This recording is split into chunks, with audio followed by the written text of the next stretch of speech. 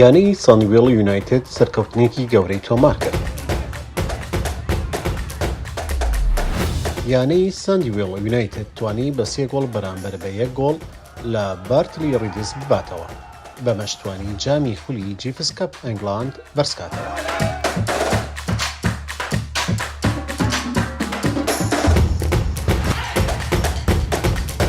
لە کۆتایی خولەکەدا باشترین یاریزان و باشترین گۆڵکار لە یانەی ساندویڵ یونایتد دەستنیشان کرد. یانەی ساندویڵ یونایتد لە ساڵی 2005 دامەزراوە.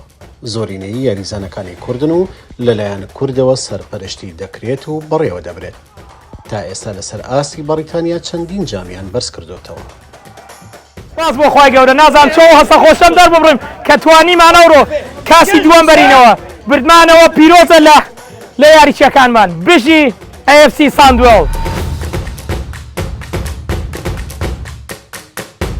بڕیاریشە ئەم یانەیە بەم نزیکانە سەردانی کوردستان بکات و چەند یاریەکی دۆستانە ئەنجام بدات.